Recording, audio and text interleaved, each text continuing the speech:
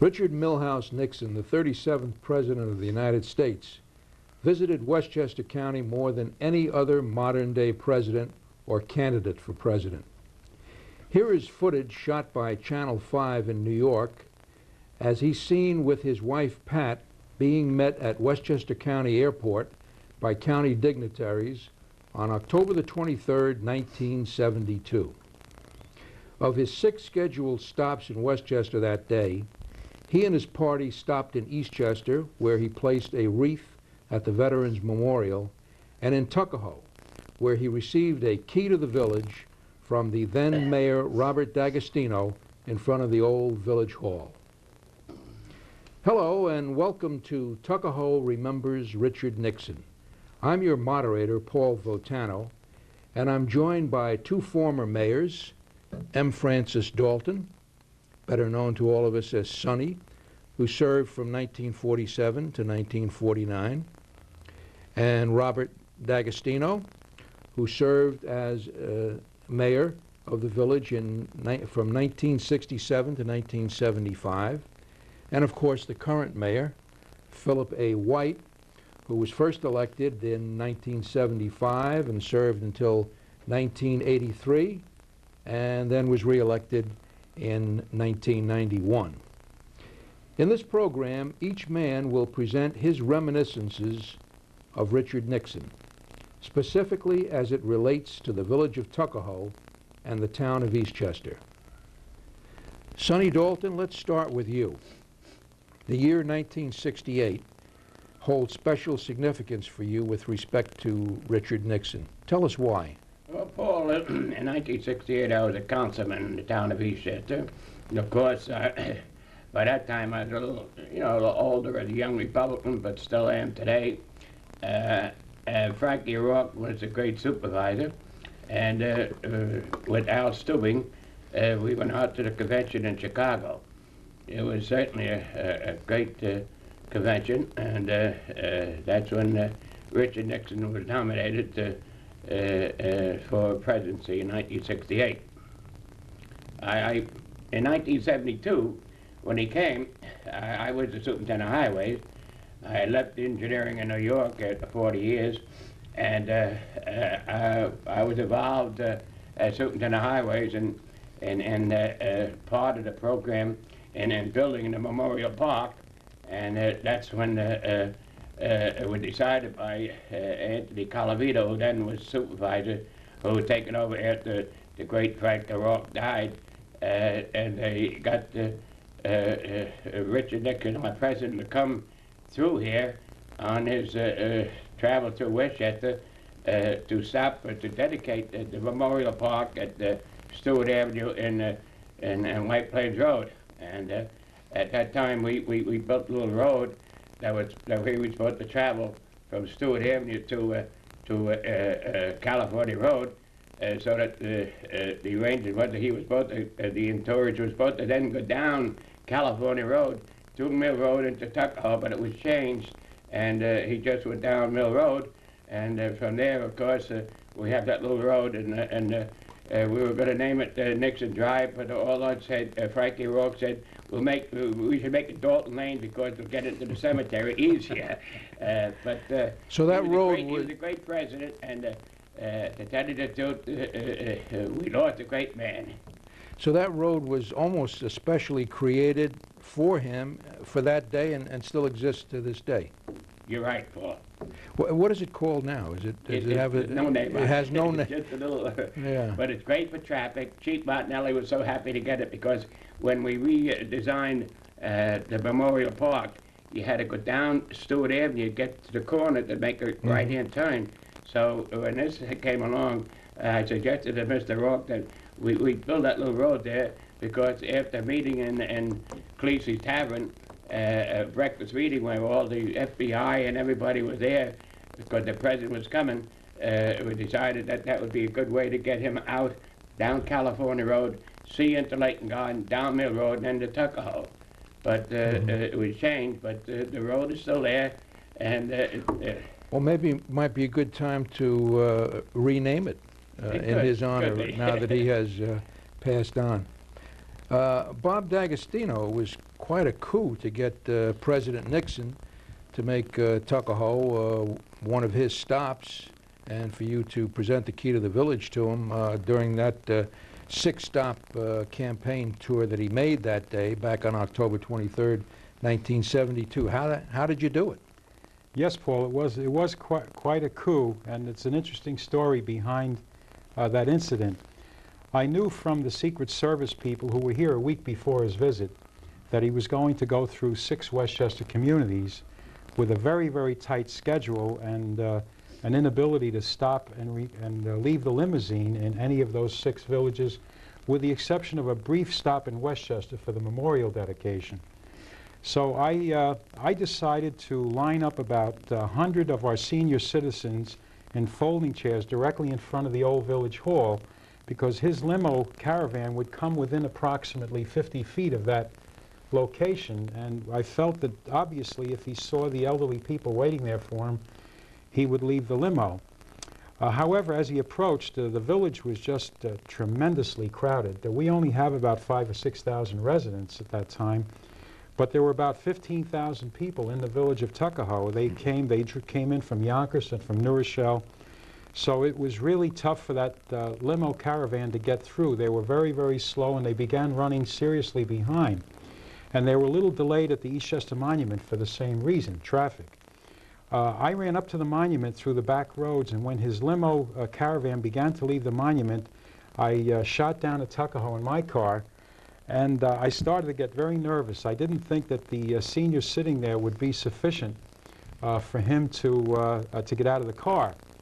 So at the last moment, as the caravan started to come down Main Street from Waverly Square, I got the idea of running up to the mayor's office, and we had a huge key that must have weighed about 15 pounds and was made, I think, alabaster or some material. It was quite heavy and metal. And it wasn't my key. That key had been put on the wall by my former political opponent, former Mayor Frank Iovino, to decorate the mayor's office, but I was desperate. You have a picture of it, I have believe. A picture of it, of me handing him the key. Which we might be able to... This photograph from the following day's newspapers made the front cover of the New York Times, the 2 local newspapers, Eastchester Record, and then we had the Observer. And it also made all of the Gannett papers. It was quite an exciting thing. So I ran up and picked up this key out of my office, Paul, and I ran downstairs with it when the caravan began to make a left off of Main Street into Depot Square.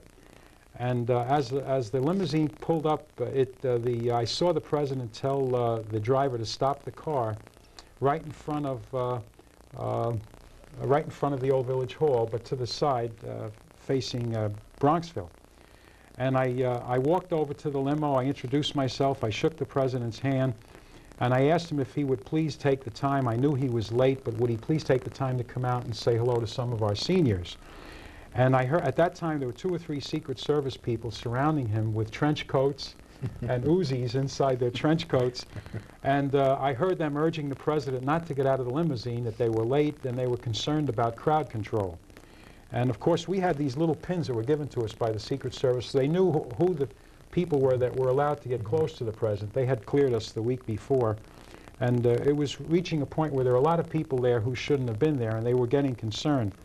But the president stood up in his limousine, and he still wasn't quite sure whether he should get out or not. He looked like he was trying to make up his mind. It was an open limousine. It was an open limousine in those days. Yeah, they didn't have the canopy over them like they do today, the bulletproof canopy. So to make a long story a little shorter, I took this key, which was at my side, and I showed him the key, and I said, Mr. President, we would like to present you with a key to the village of Tuckahoe. You're the first sitting president to ever have visited our village, and we think it's an honor to have you here. And if you would just step out onto the steps of our village hall, I would like to present this key to you. And as you could see from this photograph, this was taken on the steps of the old village hall. What I did then was show him the key, but I didn't reach out so he could grab it. I held the key close to me. So he looked at the Secret Service people who were still urging him not to step out of that car. But he finally said, "I'm going to step out of the car." But he was kind of concerned. He didn't want the press to get too close because of some of the problems that were cropping up at the time with regards to Watergate, unfortunately. And he asked and he was also running very late, so he asked his entourage to not let anyone else get out, just let his own limo would be emptied out. And Pat stayed in the car, Pat Nixon, and he opened the door, and when everyone, the crowd that was immediately around the limousine, saw him open the door, a scream went up, a loud scream where everybody realized he was coming out and he was going to address the crowd. He walked over with me. It was about 50 or 60 feet. He walked over to the steps. We climbed up to the top of the steps. We had a microphone ready for him, and I presented him the key. He said a few words. He spoke for about a minute. He said hello to the seniors. And in fact, on the way over, I think one of the seniors stumbled, and he stopped, if you remember that, Phil.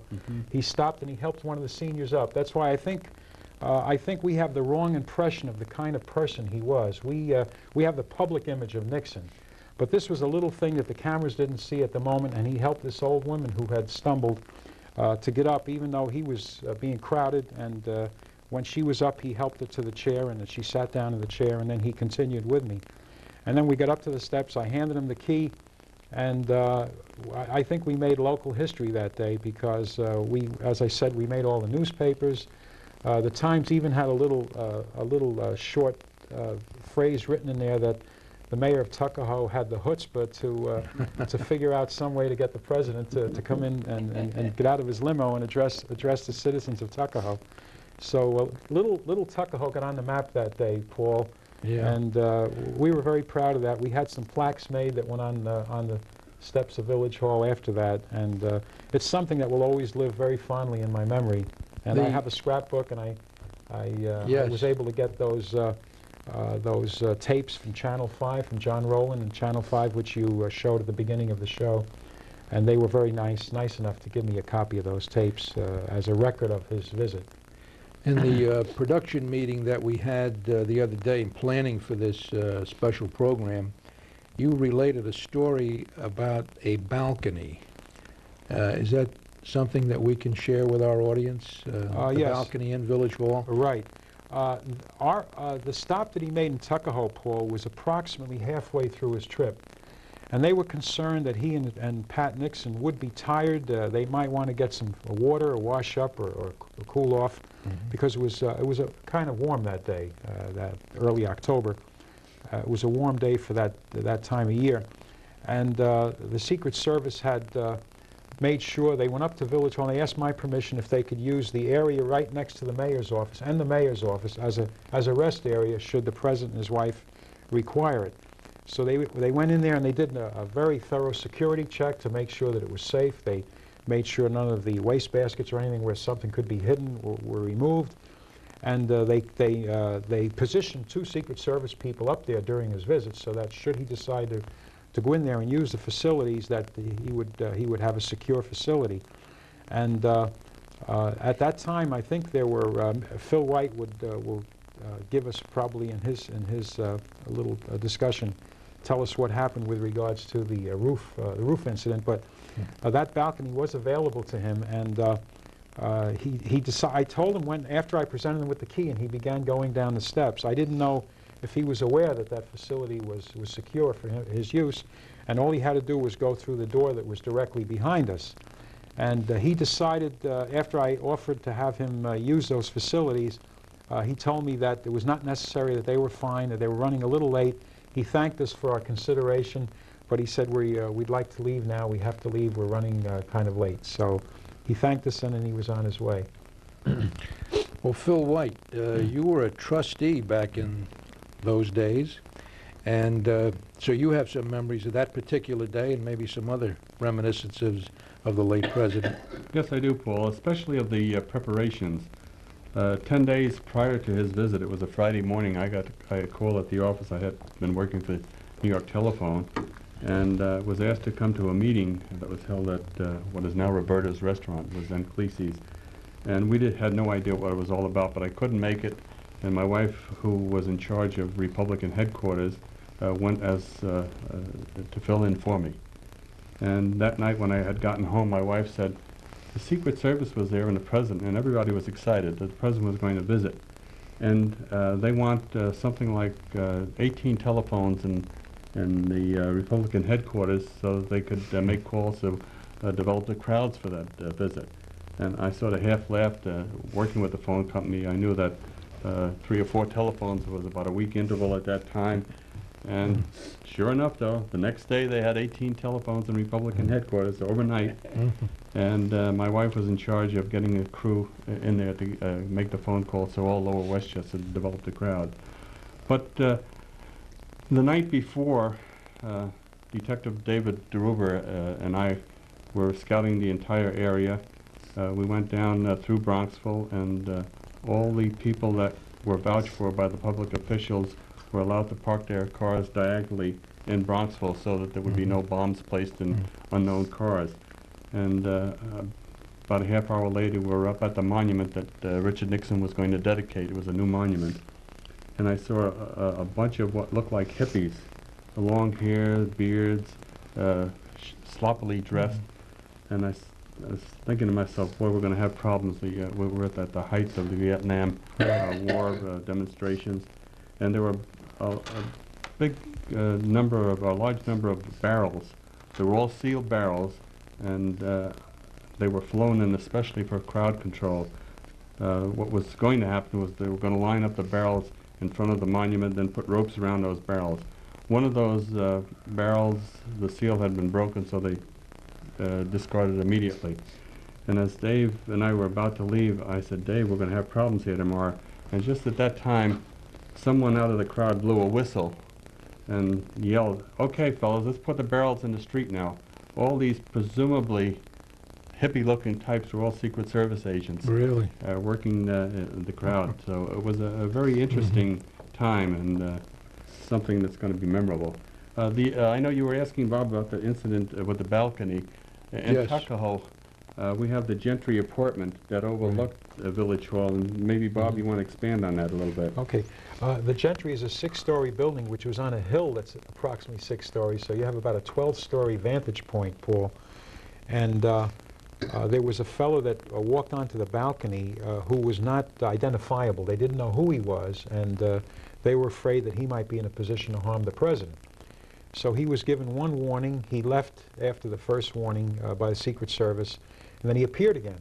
And this was all before Nixon arrived. Then he came out a second time onto the building, and for a second time the Secret Service warned him again to get off the building. And it was amazing how quickly they worked. The third time he appeared, apparently he was not intent on doing any harm, but he wanted to get a good vantage point. But he didn't follow the recommendations of the Secret Service. He came and appeared a third time. And the third time, it looked, you've seen someone put their arm around him, and all you could see was this big arm from the Secret Service guy around his neck, and he disappeared off the ledge of the building. So not to be seen again. So it was amazing to me how careful. We normally don't see these things, even today, when you're watching a presidential caravan or a parade or something of that sort. Or you're looking at a meeting if he appears before a press. It's done very subtly, so the public doesn't really appreciate how much money and time and effort goes into protecting our president. And don't forget, in those days there were no canopies. He and Pat were in an open limo. Yes. And this was after Kennedy's assassination. So it's just amazing to me that they continued to permit that kind of exposure with 15 or 20,000 people along the parade route. And to this day, I'm really amazed that the Secret Service was able to do the job that they did. Yeah. And to add to the security, every manhole along the whole parade route was opened and checked for bombs. all the rooftops had men with rifles on it. And, you know, it's just scary to think that these precautions have to be taken. And I know they're even tighter nowadays with all that's going on. That's correct. Well, I was not in Tuckahoe that day. I happened to be in Larchmont, which is where my parents lived. And he did breeze through, and I mean breeze through, on Route 1, Boston Post Road, which is where we caught a glimpse of him. But he was standing with his wife, Pat, in the open vehicle. But, boy, they shot by awfully quick. And you know, those of us who were around in those days remember the problems that were rampant. Of course, Watergate was just breaking, and I guess the Vietnam War protesters were at their height then. The war was still going on. Martin Luther King? Exactly, exactly. Following that with Robert Kennedy, and so it was rough. And I'm sure whatever precautions they took was just the right course to take. When he stopped in front of the memorial, I was right by the limousine, and as the door opened for him to get out, the whole floorboard was loaded with machine guns. And the thing that impressed me, or left a lasting impression, was the fact that Pat was there, and I greeted her, and she had sort of a smile, but was almost like a grimace, you know, a smile but with fright in her eyes. And I don't think this was her thing, really. No. She was a great lady too, and right. yeah, Very lovely person. yeah. She had a relation, you know, in Yonkers, Edmund Sullivan. Is that right? Oh, yeah. He was a councilman over there. That's right. She was a Ryan, wasn't she? Yeah. Patricia Ryan. And Ed Sullivan was a cousin of us. He's still alive up in Mount Kisco. I'd just like to say that this pin, Yes. this pin came from out in Chicago. That was it. Nixon and Agnew. And also, when he was nominated in the afternoon, we got back to the hotel, and they put off the acceptance speech until the evening. And so Frankie, Supervisor Rourke, you know, he said, "Al, look, he said, let's get out of here because we won't be able to get out of here tonight, you know." So Al got the reservations, and we got a flight out of there somewhere around 3:30 or 4 o'clock in the afternoon, and we were home. Chief Fisher picked us up, with Muriel, and we were home, and I had two hats. Straw hats, you know what I mean? And my daughters wore them in my TV room right in my house today, and we watched Nixon and the acceptance speech with the two hats. Yeah. So that was 68. That's right. And I guess both conventions were in Chicago that year, weren't they? Democratic as well, which was a tumultuous one, apparently. 72 was in the block. Right, right. Yeah. Sonny had an interesting story about how he got into the convention. You know, he didn't have credentials to get in. No, Oh, really? No, we were, let's be very frank about it. I mean, I love Nixon. If he was alive today, I always said I'd vote for him again. But we were out there in a large group of Westchester people, McCallion and Senator Condon and Al Hydak. Barry, and Robert Barry. There. Rockefeller, you know, was a possible candidate. Right. And of course, Reagan was really pushing in there too at that time. And so Congressman Barry was our congressman. He lived in off in West Bronx, East Bronxville, and he had a hard time getting enough tickets. So to tell you the truth, I didn't have one. We went all the way out there, and I didn't have one. So how do you think I got in there? I said, "Don't worry, Frankie, I'll get in." I was a big boy then. I was about 280, and I'll get in. So I went around where the bands were coming in, you know, and I got in mixed up with one of the bands coming in, and they were up there, and they said, "There's Sonny down there," and I marched in with the band, and as soon as I got inside, I ran up the steps, and I was sitting back up there with them. That's how I get into this. Believe me, you always got to tell the truth. Absolutely, absolutely. Well, what I've been thinking of this last week or so, when we've been looking at all this after his death, all of the postmortems that were done on Watergate and some of the outstanding things that he did, such as the breakthrough with China and so forth, and Vietnam. It's so sad when you think of the possibilities there. He made one fatal mistake in Watergate. If he had called a 20-minute press conference, he would have changed history after that and said, look, this was a third-rate burglary. I'm going to see, let all the facts come out, and whoever is responsible will be brought to justice. And it would have a 20-minute press conference, and you wouldn't have heard anything about it since. It would have, but out of a misguided sense of loyalty to those people that were close to him, he made that fatal mistake which changed history, because I think that he was really an expert on foreign policy, one of the outstanding experts in my lifetime. I can't think of anyone else during my lifetime that had the knowledge of foreign policy that Nixon had. Well, I think he will also be remembered as a great patriot, because when he ran in 1960, and there were the irregularities in Cook County, Illinois. That's right. And he could have very easily said, look, I want those machines impounded. But he, for the nation, said, look, the guy won. It's only 100,000 votes, but let's not go through that. Let's not put the nation through that. And I think that gesture, I won't forget it. Yeah, that was very interesting. I think all the downstate counties in Illinois had reported, and many of them were by paper ballots, but they held back the results of Cook County, which of course is Chicago, with their machine vote, to see, well, presumably how many votes they needed. Exactly. Well, that was the old ward politics, which may be even done today out there. I don't know. And he was considered a cold fish and remote on a one-to-one basis, but that the few minutes that he was here, when he got out of the car, and he didn't have to help that senior citizen, he didn't have to say nice things to her. You know, it seemed very sincere the way. Either that, or he'd have to be the greatest actor in the world. Well, of course, he seemed sincerely concerned. And he was a great family man. He was his children, his wife, certainly now his grandchildren. That all came out now. You couldn't Which get. wasn't that well known. No, not at all. Not at all. But I think the man, despite the mistakes that he made, and we all make them, and we will continue to make them as long as we're alive, made a great comeback. Yeah, one of the interesting stories that came out in the paper is that the Kennedy family contributed to Nixon's first campaign against Helen Gahagan Douglas. No kidding. I didn't see Very that. interesting. Find out one more thing as far as I'm concerned. Please do. In 1991, this wonderful village and town gave Mother and I a beautiful dinner for 60 years of service to the community. And little Kathy O'Connor, who was his and still was his spokeswoman, and went to Jersey every day at his home. He lives on Gifford Street. And sure enough, at the dinner, here was a nice thing from Nixon, you know, and she read it off at the dinner. And I have that home as a memento from Richard Nixon.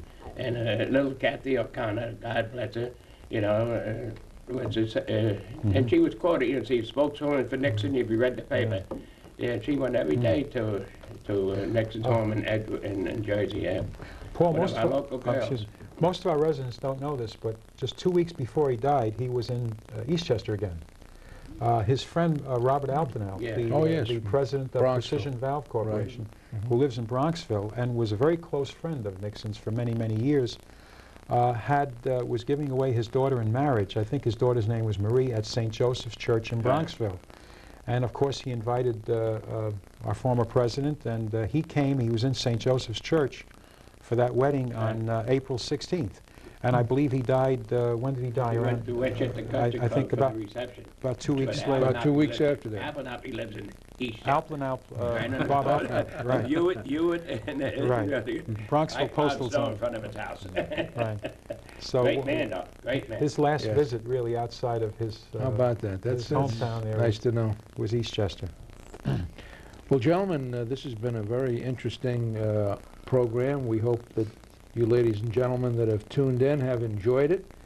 Reminiscences of Richard Nixon, particularly as it relates to the village of Tuckahoe and the town of Eastchester. I'd like to thank our guests, former mayors Sonny Dalton, Bob D'Agostino, and of course our current mayor Phil White. And for Cable 16 Government Access Television, this is Paul Votano bidding you a good day.